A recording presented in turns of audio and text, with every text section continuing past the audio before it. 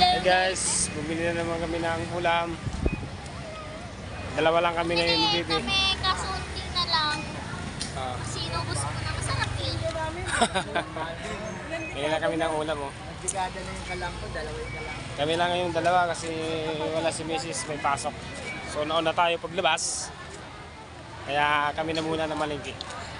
Tira ko yung sago tapos kunting yung doon, yung stackable.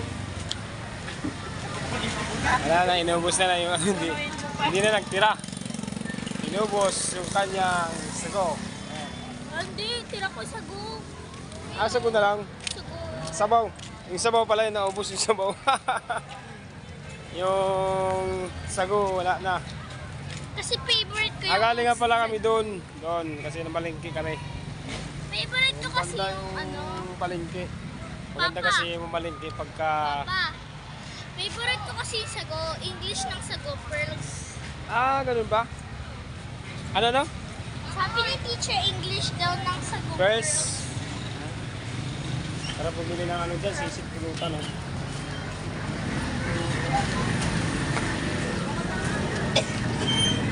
Papa, bili tayo kami. Bili ka. Bibili pa kami ng mani. Gusto ni Bibi ang mani. Taglit lang ha. Kaya.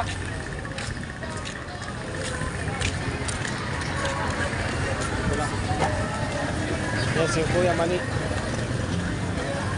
Get out. Yung ating mga tropa dito nagtitinda ng gulay. Magkano bibilin mo? Ha?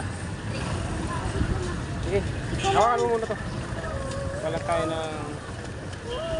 Wala na tayong pira mga idol. Halata yung dugo. Wala na tayong pira, ubos na yung ating pira. Ang daming Magkano 5 piso lang? Bili siya ng mani. Ayun mo nga muna yung ano ko. Sipirin mo yung bag. Tingnan mo ano. Bili kami ng mani, idol.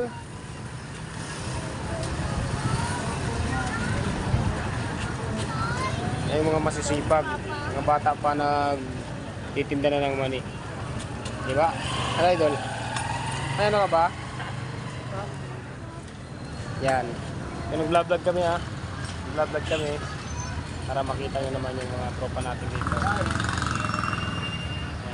Yung mga masisipag, mga katulad ko rin yan. Mga masisipag, kailangan araw-araw.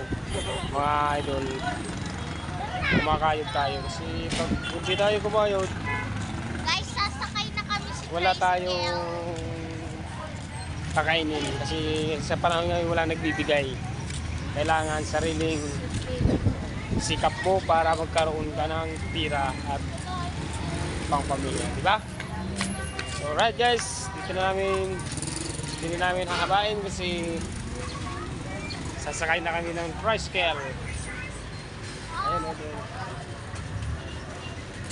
Bye guys. Bye guys.